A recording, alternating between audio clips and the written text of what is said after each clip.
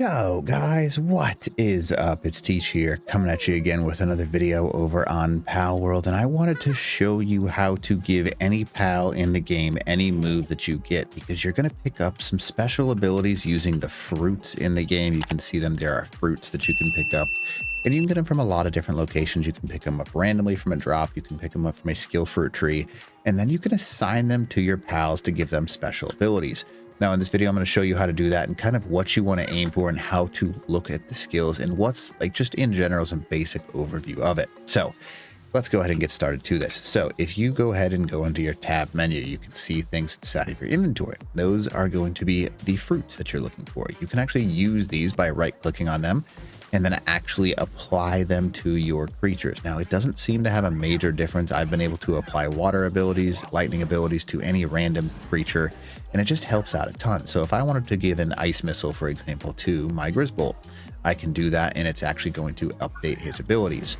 Now, in order to actually use that special ability, you have to go into the inventory of that creature. In order to do that, you would go to your party and then click on them individually, and then click on their active skills. Now, what you can do once you're inside of that little area is you can actually select the ability that you want to replace the ability that you have.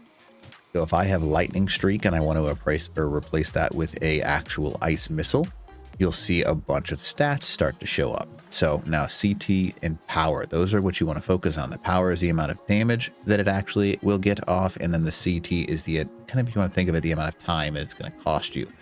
Now, so if I look on this right hand side, right, there's obvious overall values to the move. You can see this one has the 90, 70, 30, but there's a recharge time for those. So Lightning Claw might do a ridiculous amount of damage. However, it's going to have a cooldown time of a much longer than something like an Ice Missile has a cooldown time of 3 seconds. So what you want to look for in your moves, right, isn't just the total damage done, but how much time it's going to have to actually go back, right? So Acid Rain, a move that does 80, it's got a timer of 18, so it's a long move to come back.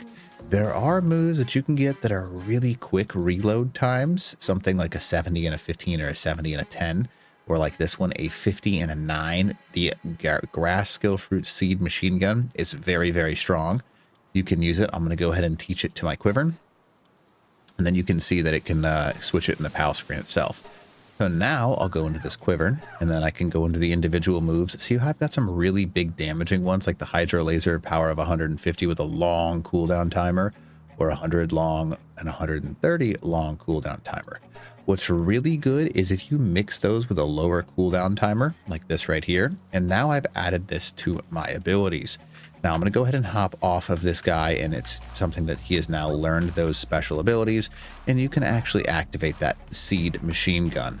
You can see that he's just launching the seeds. Now, any creature can learn any skill. I have yet to find something that hasn't been able to be taught to one of my creatures, and it's just a very useful thing to be able to apply those special abilities. Now, notice how that seed machine gun, it reloads ridiculously quickly compared to the other two. They take a lot longer. So usually having 1 or 2 skills that are kind of your big damage, and then having one that's a damage kind of quick reload like I have right there, is a really strong thing that you can do, because you'll be able to get 3 or 4 of those basic attacks off while the other 2 are recharging, which is obviously a good thing. You can see that there's the damage that it was able to off-put, which is a really good thing for something you can always do damage if you're on the back of these things. So that is basically how you use these actual skill fruits in order to give any creature that you want a special ability and a move that makes you enjoy the game. Because a lot of people are like, well, what's the optimized combination? Right now, there's no major PvP, so you don't need to worry about that. Worry about what you enjoy, because having something like Blizzard Spike, where it does a ridiculous amount of damage, 130 overall with a long cooldown timer, is one of the most fun abilities that you can use.